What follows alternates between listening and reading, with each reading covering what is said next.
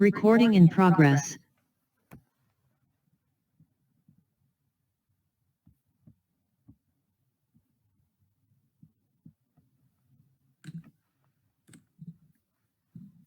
Good evening and welcome to Webinar Wednesdays with the Ophthalmic Photographers Society. My name is Olivia Rainey and I'm on the Board of Education with the OPS. We are very excited to share tonight's lecture discussing how to prepare your OCT C portfolio, as certification is one of the staples of our organization. Before we get started, we have a future OCTCs that have a few tips for you when preparing your portfolio. Let's take a listen.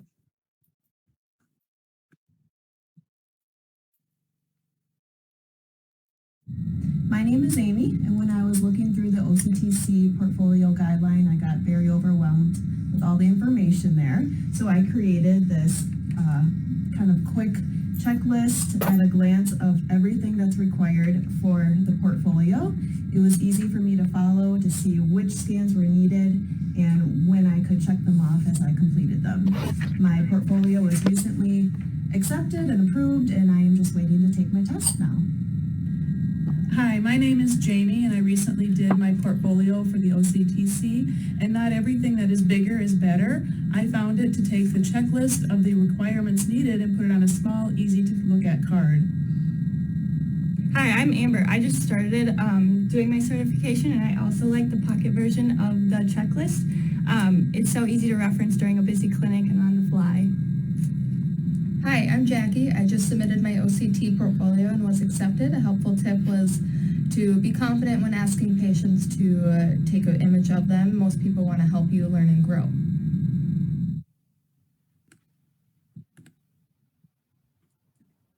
And now to introduce tonight's speaker for the OCT C Portfolio Preparation, Heidelberg Spectralis Edition with James Soque, CRA, OCTC, COA, and FOPS. Jim has been a friend for many years, as well as a mentor through my own certification process.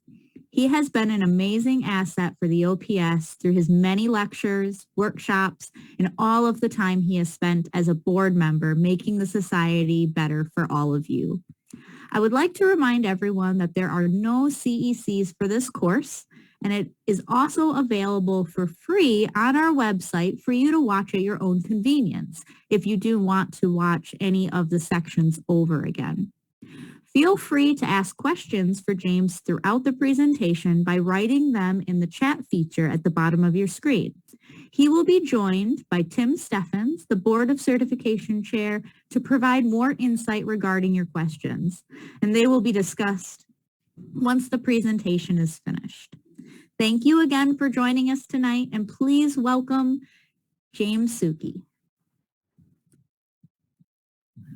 Good morning. Welcome to a presentation of the OCT C Portfolio Preparation for Spectral Domain OCT. This lecture will be Heidelberg Specific. I'm recording this message on behalf of the Ophthalmic Photographers Society Webinars on Demand. This is February 2022, and my name is James Soque. Webinars on Demand is sponsored by the Ophthalmic Photographers Society Board of Education, viewable at www.opsweb.org. As of this month, there are 52 available modules. I have no financial interest in the material I'm about to present to you, and I'd like to publicly acknowledge the office and staff of Dr. Pamela Weber and all of the staff and technicians at Island Retina in Shirley, New York. My objectives for you are these: to help you prepare for your OCTC certification, you must have a properly prepared OCT C application for the Board of Certification. It must be signed, a fee must be submitted, and a sponsor must sponsor you. You must have a properly prepared OCT C portfolio, and you also must have a successful passing grade of the OCT C written examination.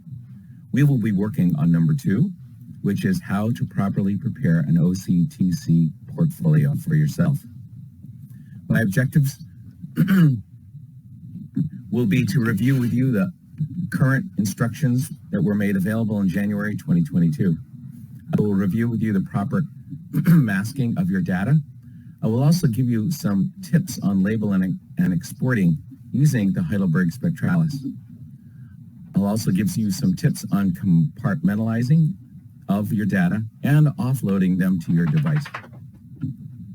Lastly, we're going to look at all portfolio submissions, items 1 through 10, in its entirety to ensure that the proper images have been selected to be submitted, and also review with you some minor theories on what's being asked. First, you must go to the opsweb.org homepage. And if you slide your mouse over to the left side, you'll see the certification link over here. And also next to it, you will see the third tab down says CRA and OCT C requirements. Click on that. Once you do, it will navigate you to the certification folder.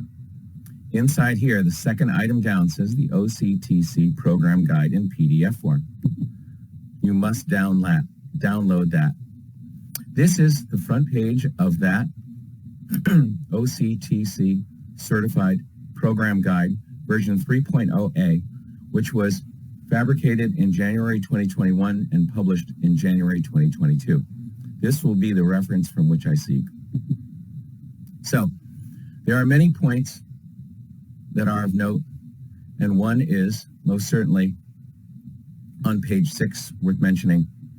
They are discussing portfolio requirements, the naming convention of the OCT C portfolio submission, how to name your OCT C files, and also the portfolio rating standards. I will be spending a bit of time on number 3. Also on page 6, there's something worth mentioning here. The portfolio must be produced entirely by the applicant. Normal eyes may be used when pathology is not specific, and in many cases, the same eye may be used to image multiple examinations. That can be useful in your office because you might have a very cooperative office mate or workmate. Next, I want to point your attention to the program guide, which is available on Appendix A. The naming convention for the Heidelberg Specific, you must edit out all the pertinent patient information. The information on the exporting page must be properly de-identified. Okay? This is an example of the image reports, which are Heidelberg specific, which are in the new guide, the 3.0A guide, and they give you examples of what they are looking for. On the left is a line scan report. In the middle is a retinal nerve fiber layer map report, and on the right side is a retinal map report. Inside the 3.0A guide, there's also examples for the Cirrus 4000 and the 5000. And on the left, you can see the line scan, the retinal nerve fiber layer scan, and the retinal map are all given examples of. Now, in Appendix A, pages 1, 2, and 3, you will see that there are the spectral domain OCT portfolio requirements, of which there are 10 sections, and in Part 3, it requires one representative example of 4 of the 5 disease states that are mentioned for your submission. There are 5 recommended disease states. You must pick 4 of them and label them properly. So, in anticipation of your portfolio preparation, what you should do is begin to get to know your spectral domain OCT device. Many of you already do. Learn how in the registration area you are able to edit patient information and know where that edit window is. Learn how to move and relabel and regroup and group your exported files into something that is personal for you. Learn how to create acceptable scans. Learn how to look for the areas of interest of what is required in the portfolio, and also learn how to scan according to the scan parameters. Okay? Most importantly, learn how to export a patient report page. This is what you are going to be submitting. In the registration area of a patient page, learn how to properly name each of your OCT portfolio submission scans. And in this case, the Board of Certification would like you to change the last name to the words OCT certification. Learn how to change your first name in the blank window to your candidate name. And in my case, it was Soque, James. Learn how to change the birth date. Here's an example of 1/1/1950. And also, in the patient ID area, which is the medical record area, change the medical record to the OCT item that you are scanning for. And if necessary, follow this by your 3 initials, because in many practices, there might be several of you that are seeking OCT C certification, and you might already have a window labeled with a patient number 1A, and then someone else might want to have also the medical record 1A, but it might already be taken. Delineate these by adding your initials of your last name, as I will go over in later examples. This is that area of patient registration editing in the Heidelberg Spectralis. Once you have a name of a patient up in front of you, you must bring it over to the right window and select down where it says Properties and engage this window. This will bring you up to a patient data window, and as you can see, according to the instructions, I've labeled the last name OCT certification. My first name window is Soque, James. I changed my date of birth to January 1st, 1990. And in the patient ID area, this is where you want to put what the OCT scan is being performed for and your initials if there are many of you in the practice. And lastly, don't forget to save the change of data by pressing OK. So, when you export all your items, it must be saved in a format that it includes all the relevant imaging data, and any of the submissions that do not display the relevant imaging data will not be accepted. In other words, look and learn how to export an OCT report page. I'm going to go over several examples. Acceptable formats are PDF and JPEG. So after you've performed a scan and you want to save it in a particular language, this is an example of what to look for in the Save As window. And you have many choices, and I've selected JPEG.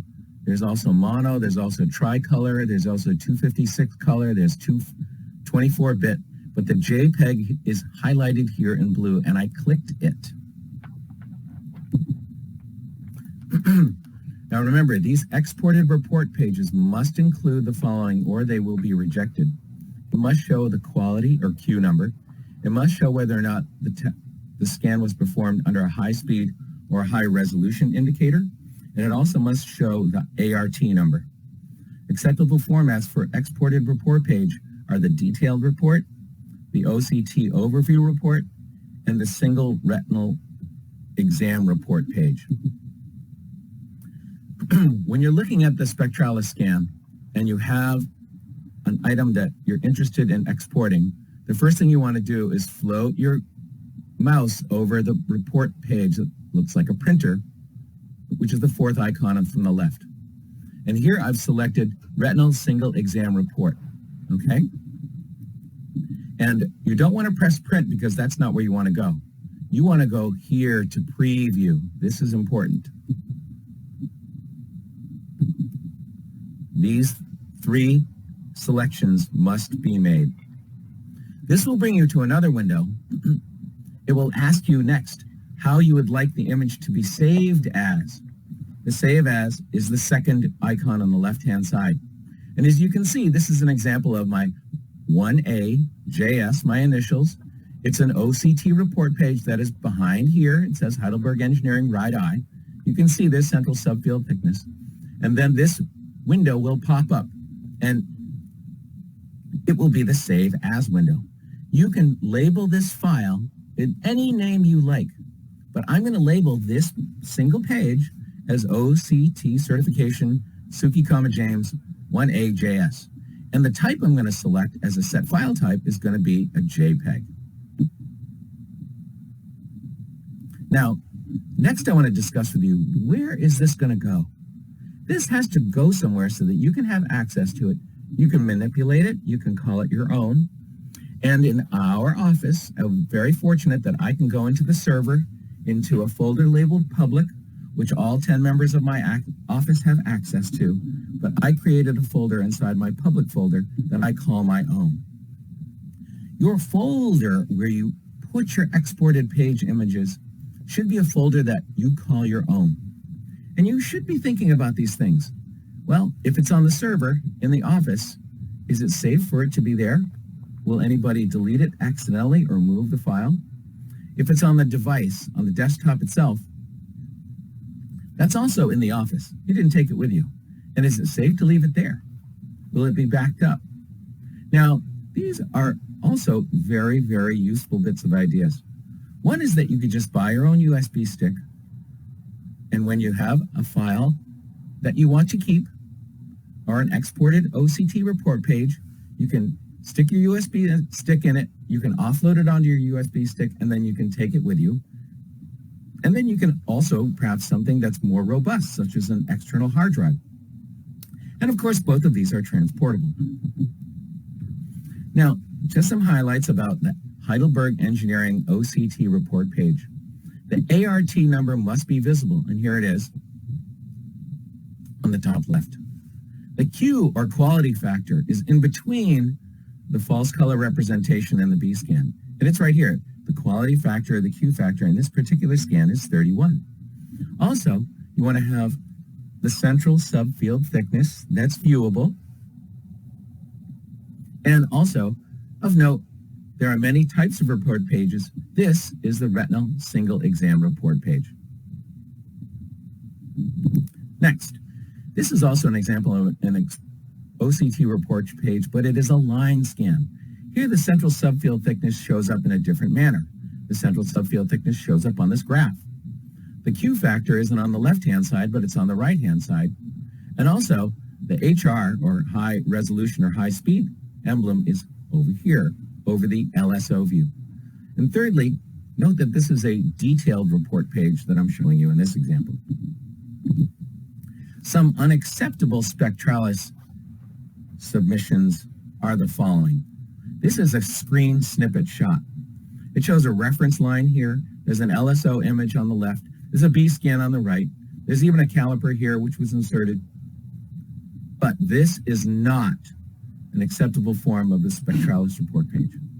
Here's another unacceptable Spectralis non-system report page. This is a processing page of the retinal nerve fiber layer of someone's right eye, and you can see the minimum requirements. You can see the comparative analysis. You can see that they are thicker over here in the supratemporal area, but there's no name, there's no date, there's nothing that says it is yours. This is not a proper submission acceptance. And lastly, this is a review page of someone who has had a high resolution 512 scan through the macula of their left eye, showing the false color representations on the left, a B scan underneath it, and the central subfield thickness, average thickness in the middle. But this is also just a review page. This is a working page. This is not a report page. So bear those three in mind. Those are three examples of what not to submit. Now, for teaching purposes and time constraints, the remainder of this export window example will be from the Heidelberg Spectralis OCT imaging device. It will be using the Heidelberg software version 6.10.1, which has a copyright date of 2019 in my office. So, proper labeling of your submission to the Board of Certification always starts with a file that has your last name on it and a prefix of the items of each of what you are submitting. Inside there, the single file should be labeled with your name and what it is. When the Board of Certification gets this file and opens it, they want to see inside these labels for each one of the image representations. And mine that were submitted said Soque 1A, Soque 2B, 9 minutes, Soque 3A, Soque 3B, all the way to 10E2. When they received it at the Board of Certification, this is what they want to see. This is all they want to see. Don't think that if you had a poor example of image 4A, well, it might be prudent for you to submit another example of 4A and you want to let them make their choice. That's not what they want. They don't want several examples of any of these. They want your best example of your submissions from 1A through 10E2 in that one individual folder that you will send to the Board of Certification. So the next thing I'm going to do is go over some recommended methods for obtaining your scans for the OCT C submission. And all of these start with performing an adequate OCT C scan to identify the portfolio requirements. Some might want a thicker macula, some want a thinner macula, some want an RPE detachment, some want a membrane. We will give you examples of sections 1 through section 10. And one of the most important things is to wrap your mind around is when you see a potential candidate, treat the scan as if it were the most important part of a job interview, and you will do just fine. Okay, so let's jump right into this. So method 1 of exporting and saving, my suggestion for you is to perform a good OCT scan for your portfolio, okay? Then you want to save and dismiss the patient, but know that you have scanned a normal eye and it's got good quality, clear media, it's got good signal strength. And then you want to go into your review mode. Once you're in your review mode, go to your properties function to edit the patient information. Change the last name to OCT certification, last name, first name, change the date of birth, and then the patient ID data, change it to whatever you have performed that scan for. It can be 1A, it can be 2B, 15 minutes, it can be 8A. And also remember that if you want your initials to show up in the registration area under the patient ID, put your initials there too. And when you're done with your exporting duties, remember to rename it back to the patient. Rename certification back to the patient. Rename the first name back to the patient. Rename the date of birth and rename the patient ID number. Because remember, it's not your scan, it's their scan. You're just borrowing it because it is your best work. Okay? So let's move on. Here's method 2. And what you want to do is perform a scan under the patient information, right? With the patient still in front of you, close that scan function and then open up a pre-labeled name. Maybe it says OCT certification, your last name, first name, but it has a masking ID. It can be 3 X's, it can be 3 A's, it can be 3 of the number 99999, okay? With the patient still in front of you, bring them back in and scan them under your name to satisfy what you require for your OCT C portfolio, close it and save it, and then get the patient to the physician. When you have time, go make yourself a notebook, make yourself a note, go back to that specific example of whatever it may be, an RPE detachment, a macular hole, an epiretinal membrane, and you would go back, view the scan, change it to the required item number that you want to export it as, and save. Pull it up and export that page only. Okay? Now remember, this is under your OCT C as last name and your last name and first name as your first name. So this example of the subject under your folder is yours. Okay? You can change that later if you want to. So that's method number 2. Now method number 3 is a little bit more involved, but It involves getting into the database and changing each one of the patient item IDs numbers to the word OCT, right? Sorry, the item OCT number, 1A dash, and then your initials. JS are my initials. And then close it and save it. And then what you want to do is open another new patient registration page. Refill all these names out again, but in the item ID, change it to 1B. And do it a third time and put all of the items in this window, and then under the item ID, make it 3A. Do it again, make it 3B. Do it again, make item number 4A. Do it again, make it item 5A, and so on and so on and so on. So that when you are able to, you have everything pre-labeled for you, and you can perform a good OCT, relaunch under the pre-labeled name for your name, go to the correct item number, repeat the scan on the patient in the pre-registration item area and ID number, and save it. And then you can discharge that patient. So when you're in the Heidelberg Spectralis database and you've done a pre-labeling of all of these, what's going to be different is in the last item on the right, there's going to be all of these item numbers, i.e.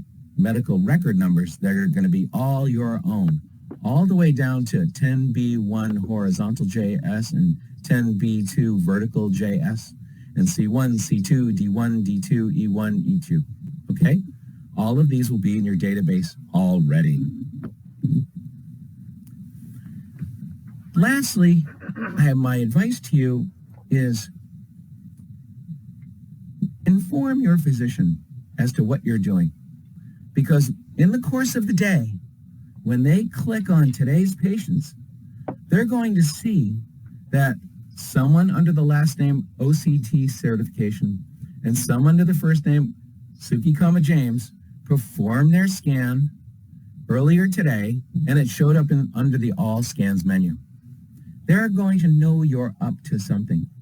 And if you level with them and you advise them you're seeking certification, this can only be in your favor. Because in many practices I've seen, there might be an example where there's a really good example of an epiretinal membrane, and you need an epiretinal membrane for your portfolio. And the physician who might come across this scan might say, you know, I think that Tom can use this epiretinal membrane in his scan, and he might intercom you and say, take this, excuse me, take this Mr. So-and-so back into your office, and I found a really good epiretinal membrane for you, and I think you can use it for your certification portfolio. And the next thing you know, you've fulfilled your requirement for 10A1 and 10A2. So inform your employer. You want your employer on your side. Okay, so now to the fun stuff. For the remainder of this, we are going to do a full review of all of the submissions according to Appendix A in version 3.0A.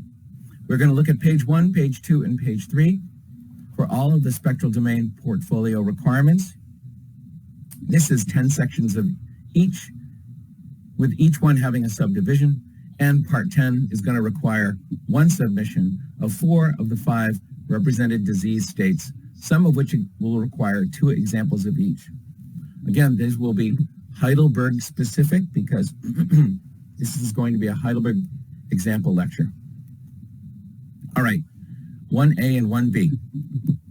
1A and 1B call for a serial set macular map analysis, a normal eye, no pathology, same day, same eye, with a minimum of 5 minutes and a maximum of 8 hours.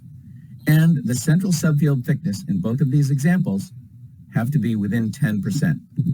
Okay, here's our example. So here we are, a left eye. There is good color, false color representation in this window. There's a good central subfield thickness of 273. There's a very good B scan, and you can see the interlimiting membrane, and you can also see the basement membrane below. There might be a little bit of fuzz here because I don't recall the actual clarity of the vitreous, but it is a 1A example. Secondly, over here, this is a 1B example. which I took 6 minutes later of the same eye.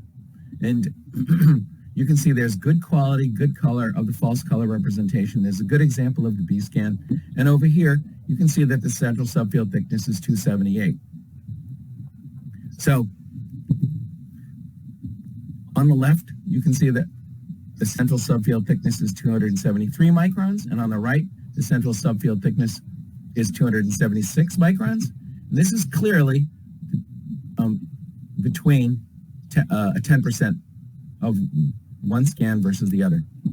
In addition to, I've changed the medical record number to reflect the time between each two of these were scanned, and this medical record number says 6 minutes, all right?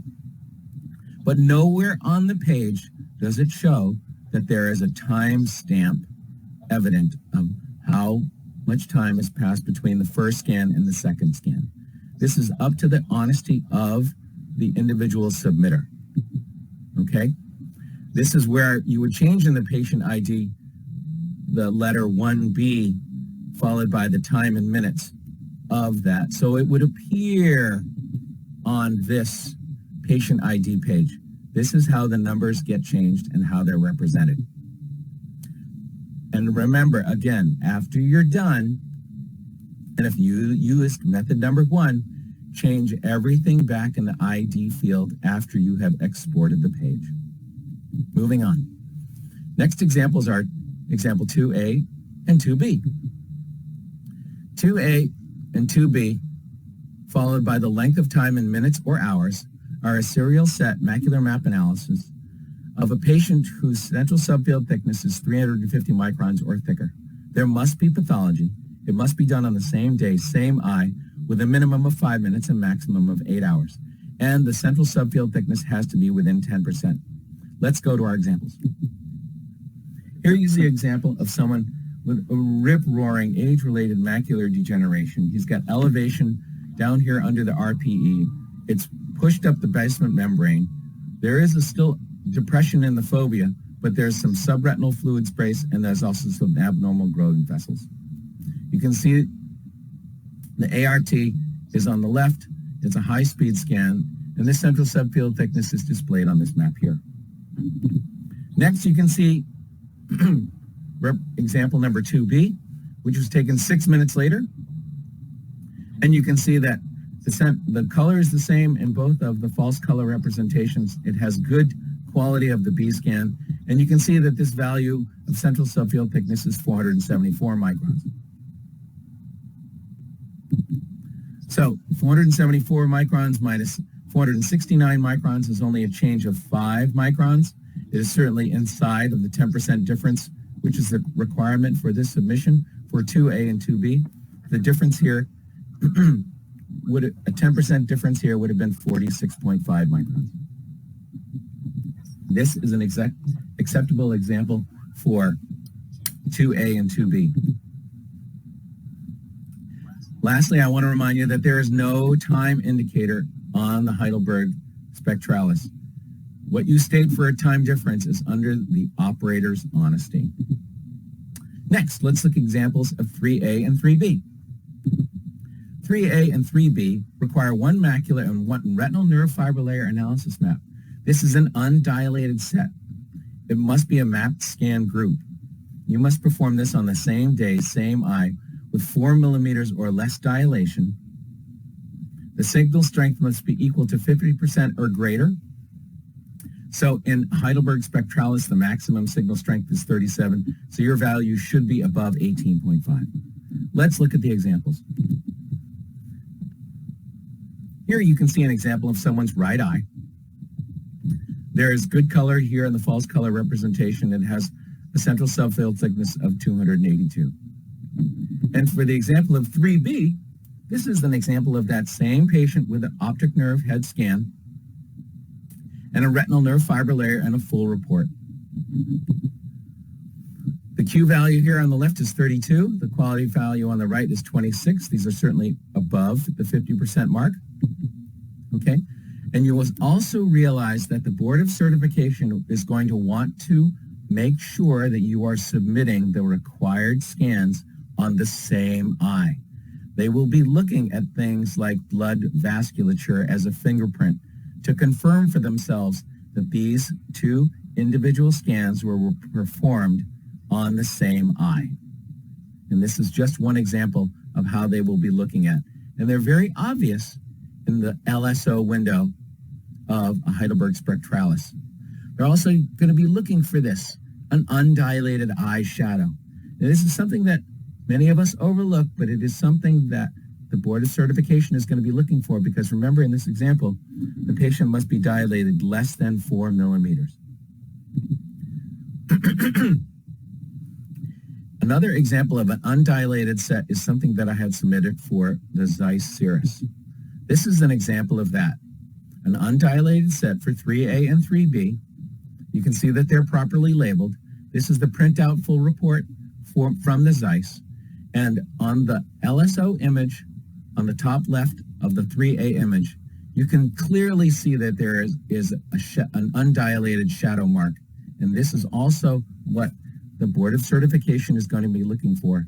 However, when they're comparing both of these eyes, okay, it's not very obvious that the blood vasculature is following one and the other, because the image size of the LSO image is so small.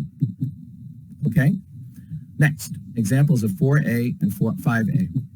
This requires one high-resolution line scan through some type of media opacity in an eye with foveal pathology. Now, this is the beginning of testing your true skills. 4A should illustrate a compromised scan, in other words, a poor view. And 5A should represent a good view, a better quality scan, but you must perform this scan around the media opacity. So 4A will be a very ugly looking scan. It will be a poor scan, right? So here's that example. On the left, there's an example of a patient with an epiretinal membrane. They have a very dry tear film in this example. This patient's corneas were very dry, as you can see by this reflected material down here in the infranasal macula, okay? So this is an example of a compromised view of a scan. And over here, there's the epiretinal membrane and the beginning of a macular pucker. So the 5A scan, which accompanies it, is one in which I added tears, artificial tears to the eye. I made an adjustment on this horizontal scan, and I performed it. And this is going to be my submission for 5A to accompany 4A. One last thing is that I wanted to make sure you saw that the high resolution indicator is visible both on the left and both on the right, as well as the ART values of 26 and 20. Next, these are examples of 6A and 7A. 6A and 7A are testing your abilities to adjust the angle of the scan. 6A is one high-resolution high-resolution line scan at 90 degrees, right, or vertical. And 7A is a high-resolution line scan at horizontal, which is normally the default line scan setting. And you are to submit one individual line scan of each. Let's go to the examples. But before we do that, how about a little how-to? Many of you might not know how to do this on your window, and there are several of these. So to change the angle by 90 degrees, you must be here. You must be in the capture mode. You must select the line function, and you must adjust the angle of the line scan from horizontal to vertical. And this control can be found on the lower right part of your screen. Now let's go to a screen example. Here we are in a capture mode of a Heidelberg. This is how you turn the raster scan into a line scan, by pressing this button. Next, go over here and change from a horizontal to a vertical line in the lower right portion of the window. And that all happens before you turn the laser on. When you do the scan in this way, it will give you a product not horizontally, but vertical through the area of interest. The green line in your preview screen will show for you that you have performed a vertical line scan through the macula. The printout report for 6A looks like this. You can see that it is a vertical line scan, all right? We've gone through a little bit of pathology here. I've changed it to 6A with my initials. And over on the right, this is an example of 7A, which is a horizontal line scan, okay? I hope you can all see that. Very good. Moving on. The next is 8A. 8A asks for a right eye scan. It asks for the longest eye scan length setting. You must change the axis of the scan, however, by 5 degrees and scan from temporal to nasal through the macula. This is another how-to. So let's look at how we can do this. This is in the capture window of your Heidelberg. In the capture window of your Heidelberg, you go to the LSO screen on the left-hand side, and you want to pay attention to this area right here, okay? The next thing you want to do is click and drag on the line scan in the LSO window. And you want to then drag it upwards in this direction so that the line scan angle changes in the LSO window. And over on the right-hand side, you'll see a simultaneous degree of change of the angle that is seen on the LSO screen capture window. This is how you will perform this scan through the right eye. And when you do, you'll get a scan in the preview window that looks like this. And down here, you can see that it was done in high resolution. Your print function for 8A will look like this. There is no indicator that this was changed to 5 degrees, but the Board of Certification will know it when they see it. Moving on. 9A asks for any line scan. It can be a single, it can be a 5-line, it can be a high def, and I verified this in 2019. It must be through retinal pathology. You must use a caliper or measurement function, and the caliper or measurement must be displayed on the exported image report page. This is another how-to. So how do we measure something like this? Here in an example of just a preview of a scan patient in a report, in a non-report function, the first thing you want to do is find the overlay button on the top tab. And then you want to find the next tab down. It's 5 down, and it says measure distance. Now, this is a mouse, click, drag, and hold function that you must learn. And while you're looking at this screen, you can click, hold from position 1 to position 2, and you can release the mouse. It will show, and it's very difficult on this dimly lit page, the distance in microns of a measuring mire, wherever you lay it, over the pathology on your submission. When you do an export print page, it will look like this. This is someone's example of a right eye. They have a very bad macular pucker with loss of a foveal depression, and you can see I clicked and dragged and measured the height of this just for example purposes, and it will be displayed on the right-hand side. It is very small. This is an enlarged version of that value in microns that you will see. So this is how you performed a properly submitted scan for 9A. Now we're going to look at cases 10A through E2. These are going to test your knowledge of your device handling, rotational control, measurement control, and you have to find 4 and submit 4 out of 5 of these existing cases in your office. A patient with CME, a patient with a macular hole or an epiretinal membrane, a patient with glaucoma, a patient with a retinal detachment, and a patient with age-related macular degeneration. And as you're thinking about these, think about all of the lessons you have learned from all of the examples showing the intraretinal layers from inside the vitreous all the way out to the ISOS junction, all the way out to the choroid. You want to think about looking for examples of the highest reflectivity. You want to make sure that you distinguish between normal eye and also diseased eye when you're looking at these examples. And these are also a very good time for you to begin to think about reviewing all of the 12 cell layers of the neural retina, from the internal limiting membrane all the way down to the retinal pigment epithelium. So let's look at our cases. The first one is a case of CME. For 10A1 and 10A2, 10A1 requests that you scan a macular thickness analysis map single eye. 10A2 requests that you scan a high resolution, high def, one individual line scan through the same CME function. Let's take a look at our examples. So here's an example of 10A1 on the left. You can see there's very good false color representation here on the left side. There is some fluid inside this patient with CME, and they have a central subfield thickness of 374. In the right example, this is a line scan performed for my example 10A2 JS. And it is a single line scan. Here's the central subfield thickness displayed.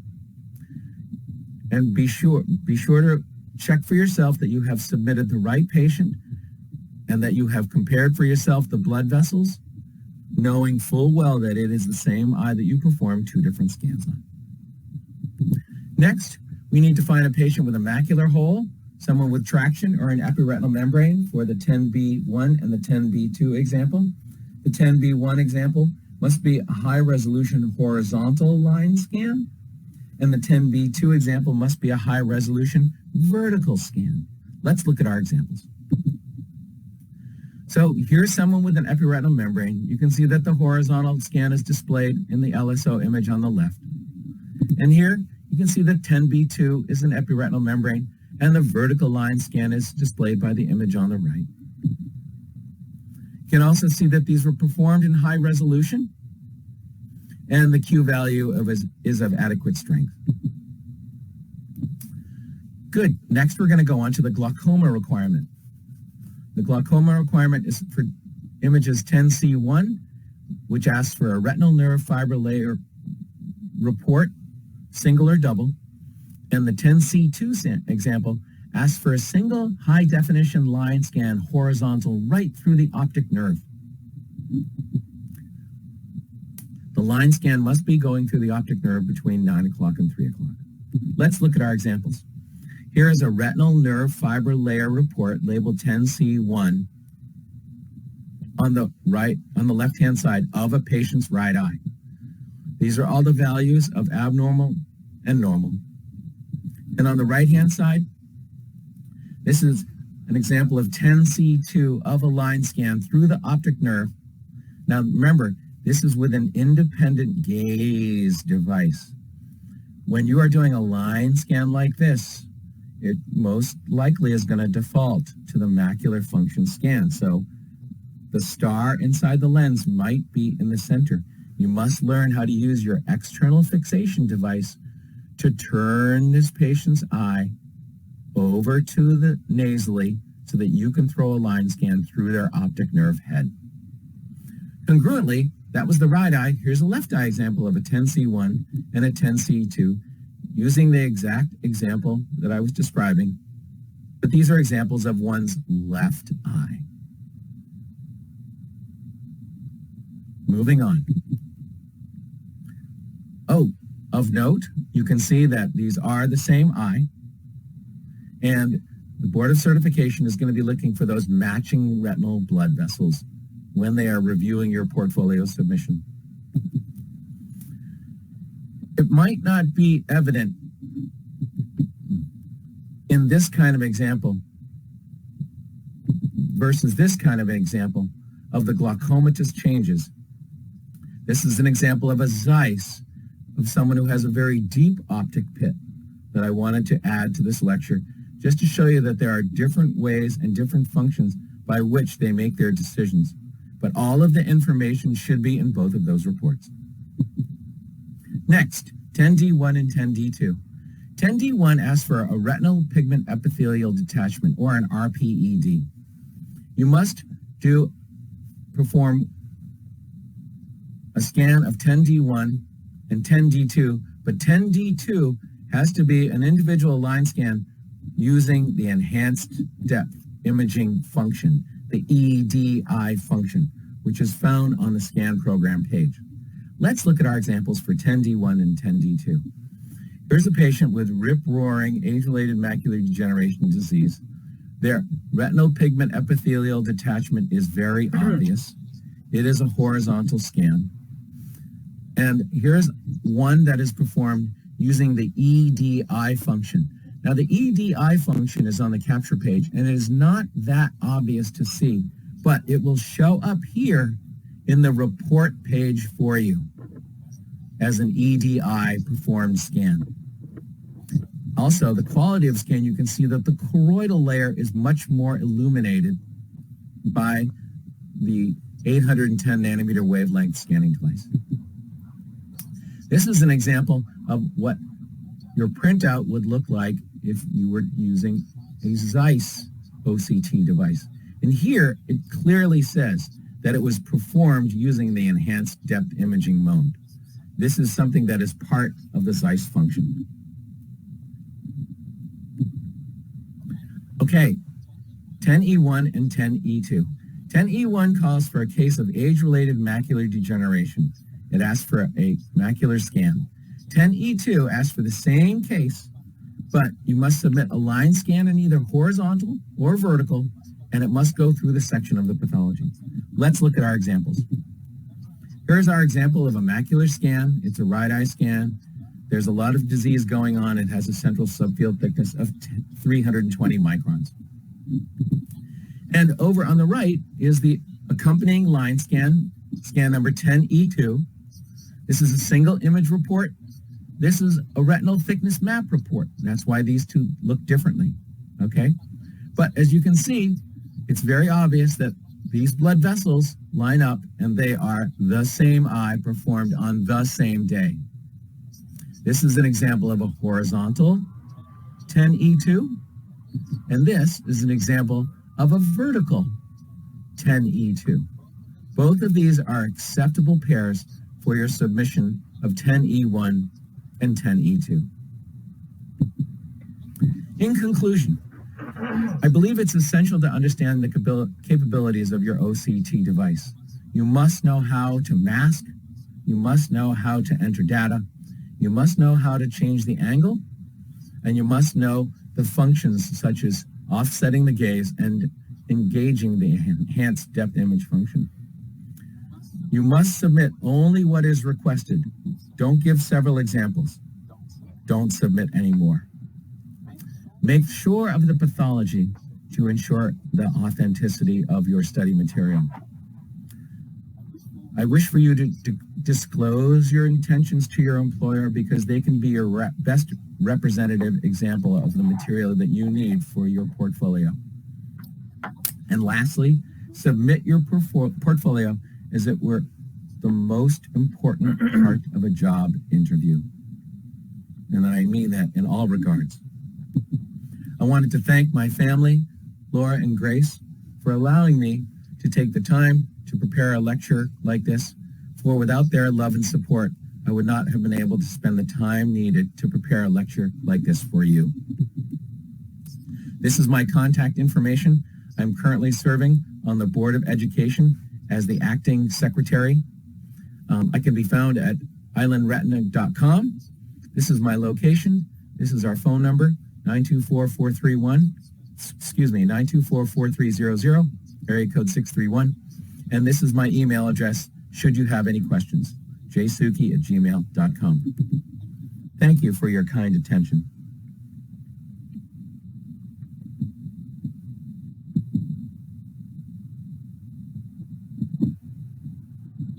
Thank you, Jim, for this wonderful presentation on how to build the OCT C portfolio. Thank you, Holly. We also have, thank you. This was absolutely fantastic, and I am so glad that you presented this because there's so many people out there that are trying to build their portfolio, and you just made it a whole lot easier. So thank you for your time in doing this. It was absolutely my pleasure, Holly. And all of you who are in attendance, thank you for taking the time to spend with us and to enjoy this lecture on the proper preparation of your OCT C portfolio. Obviously, we're sharing our evening with Tim Stephens, who is the chair of the Board of Certification, and I want to thank Tim for being here. Tim, are you on? Yes, I That's am. wonderful. I know that you're fabricating some questions. I did get a side message, and I wanted to just address something really quick. The instructions at 37 minutes for how to perform the change of angle in image 8A isn't exactly as specific as I would have liked. When you go back and visit these, either on your active devices or later on when you want to replay this lecture on the OPS website, the proper placement of the cursor to change the angle is actually not on the horizontal bar of the LSO image on the active.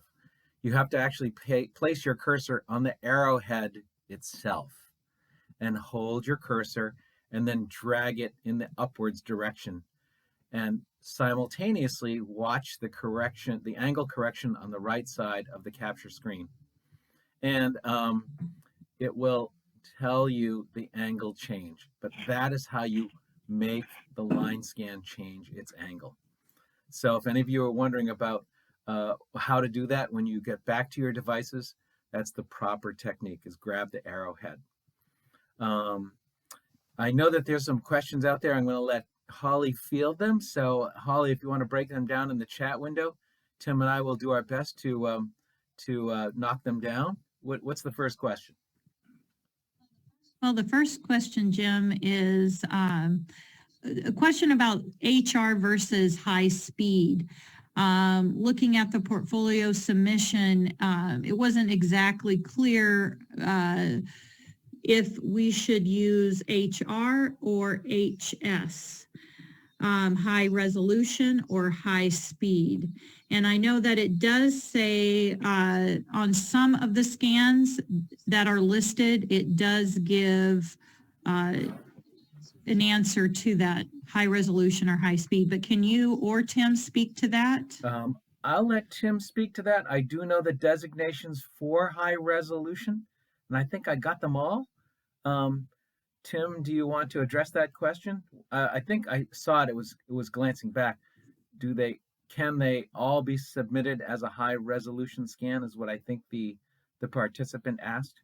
But Tim, do you have an answer for that? Right. So they cannot be all submitted as high resolution. You have to read the portfolio submission page when you look at 1A, 1B, 2A, all of those.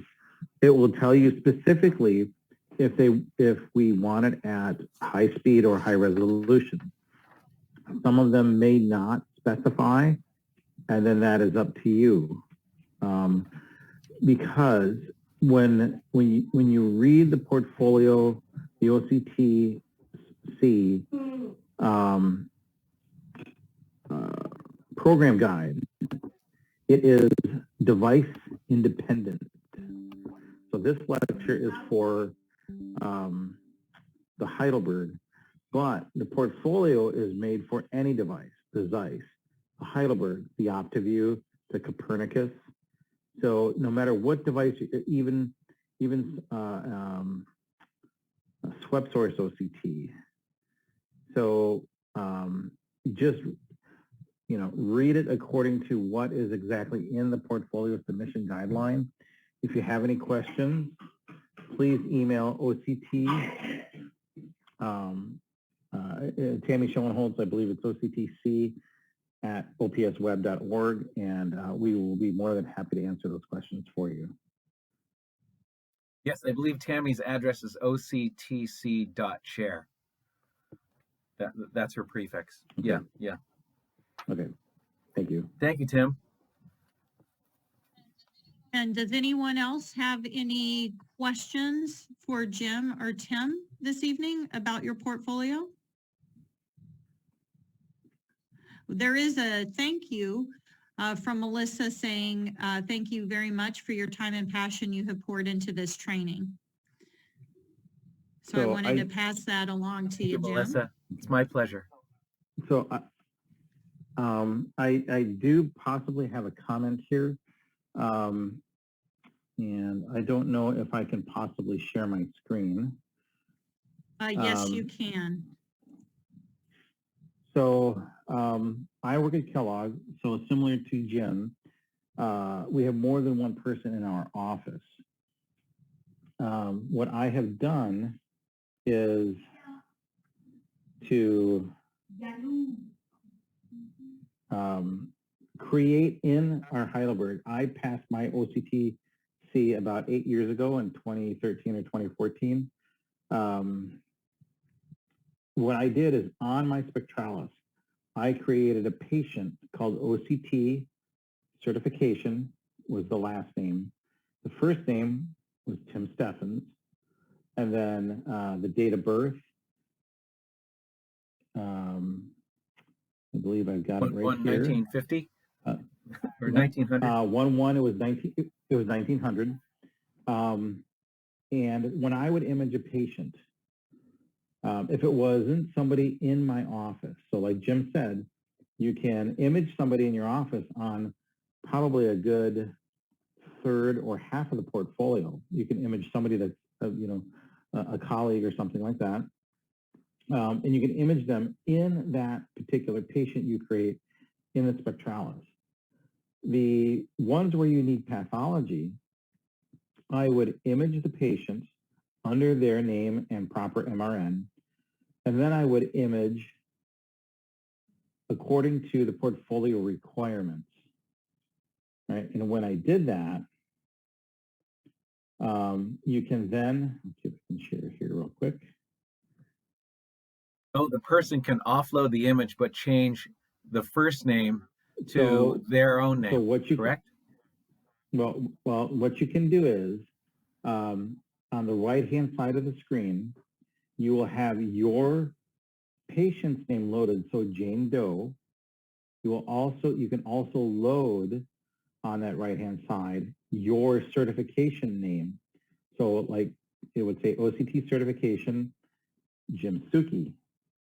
So if those two are there, that's great. If you go to Jane Doe and you identify the thumbnail images that are required for the portfolio, you can highlight those, right-click and say change patient. And you can transfer those images from the patient to your portfolio name. I did not realize the change patient function. That can be very, very useful. It is very useful. And then again, what I did is for each individual report, 1A, 1B, 2A, whatever that report is, it is tedious, right? Because you have to remember that this is device independent, all right? So we can't take every device software into consideration. I looked at the first at 1A, and I would literally change the patient ID to 1A dash Soque or Soque, whatever the requirements are now. And then I would create the report, and then I would go back in and change it to 1B, and then 1A, 2A, 3A. And you have to go back and you have to save those and then export them. It is a little laborious. We apologize, but when you have literally 28 different instruments out there that could produce this portfolio, you cannot take every single one into account. Thank you for that, Tim. That's a good point. With since we're talking about the Heidelberg, I know I have 6 of our staff members going through the OCTC testing certification, and they have already passed their portfolios. What they did was go ahead and name all the naming in there ahead of time. So when they got a patient, they could go ahead and do the regular scan for clinic, but then jump into the name scan like 1A and complete that imaging that is required. Is that something that they found that to be very easy and quick?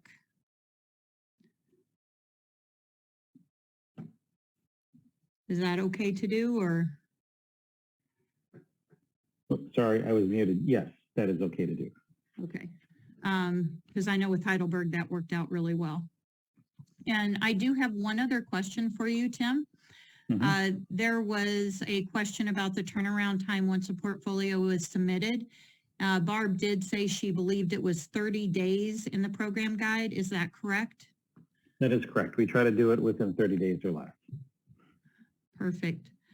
And then did you want to mention the address for the GUI for HiX2 versus HiX1? The GUI. I'm not sure what you mean. Holly, it's Bob. Can you guys hear Yes, me? Bob. Yes. No, that's not what I meant. What I meant is the interface, the GUI, the graphical user interface of HiX2 versus HiX1. Because Jim's device is still using HiX1, and I know a lot of us out there now are on HiX2. So it looks like the interface is different. So some of those renaming and saving functions are going to be different. And I don't know if anybody else is out there is on HiX2. And I'm just wanted somebody to mention that it is a lot slightly different on the Heidelberg if you're using 2 versus 1. That's all. Thank you, Robert. And we use the HiX2 and for our 6 staff members that did it, and was very easy because they got used to HiX1. So there is a little bit of difference, but very, very easy. Are there any other questions that anyone has for Tim and Jim? And if not, I just wanted to let you know, look for an email coming from the OPS next week, because we do have the quick glance for that checklist, and I can share my screen and just kind of show you here. This is the checklist that was referenced to in the beginning, and it's a quick guide of all the scans that you need based on the portfolio requirements. That way you can keep it close by, you can shrink it, you can do whatever you need to make your life easy and organized to build your portfolio. So just wanted to have you keep an eye out for that email coming next week, and encourage you to keep going and building your portfolio. Also next month, which will be in April, we do have Denise Barsness giving a lecture on CSR, so please stay tuned. You definitely don't want to miss that.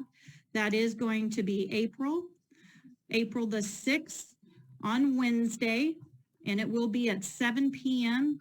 Eastern Standard Time. Again, that's Denise Barsness giving a presentation on central serous retinopathy. Are there any other questions before we say goodnight? I just wanted to offer this as a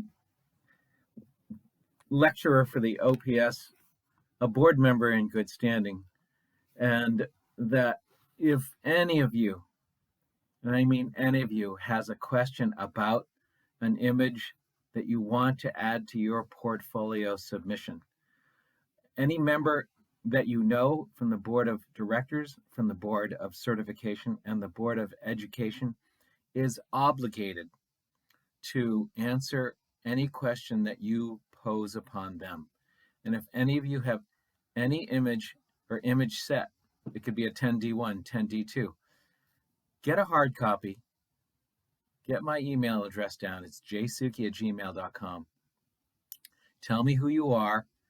Tell me where you heard when you heard the lecture, and submit those images in an email to me. And I would be very, very happy to let you know if they are of acceptable format, acceptable signal strength, acceptable view, and answer you expeditiously. I just wanted to let you know where we stand. We are at the forefront of education. This, for many of us, this is our second life, our second job, and this is how committed we are in the OPS boards to you, our future candidates, our future certificates. And I just wanted to verbally express that feeling to all of you who are in attendance in the webinar tonight. Thank you.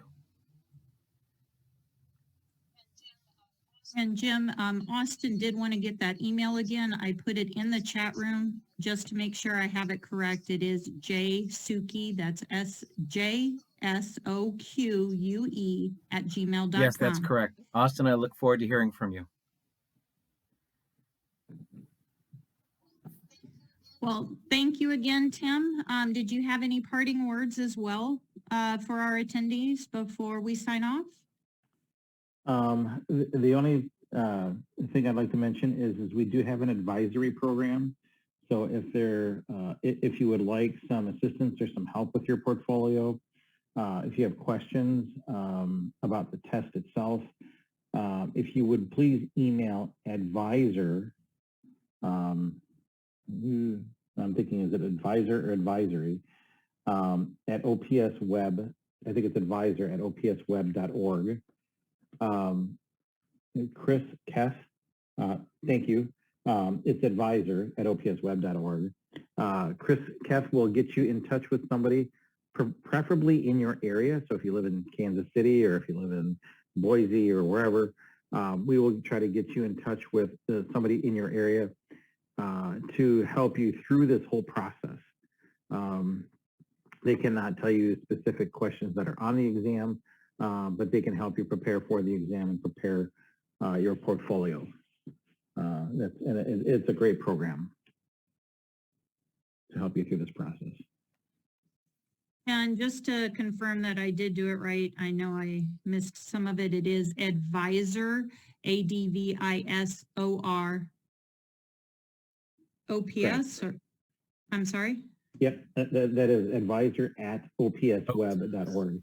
Okay. So the other question is there anyone in Canada? Yes, there are actually at least 2 people in Canada. Leslie McKean, who works for, it was Phoenix. I can't think of the name of the company now. And there is Cynthia Vandenhoven at Sick Children's Hospital. All Children's in Toronto. They're both in Toronto.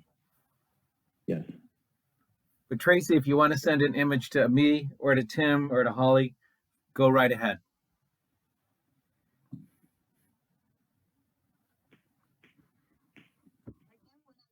I do want to leave this up just for a little bit so everyone can copy your email address, Jim, and then also the one that I corrected down here, because I do think that advisory program is a great one. I know when I went through my CRA, I used that, and it was wonderful to kind of ask questions to someone that has already gone through the testing, and they gave me some great advice, how to study, what to study. Also just really good advice and tips on how to become a better imager. So please utilize that. It's wonderful to even connect with other members with the OPS. And I thank you both, Jim and Tim, for giving your time tonight. So all of our attendees can learn how to build their portfolio and become OCTCs in the future. Thank you very much also for attending, and we look forward to seeing you in our future webinars. Thank you, Holly. Thank you very much. Thank you. Good night, everybody. Good night.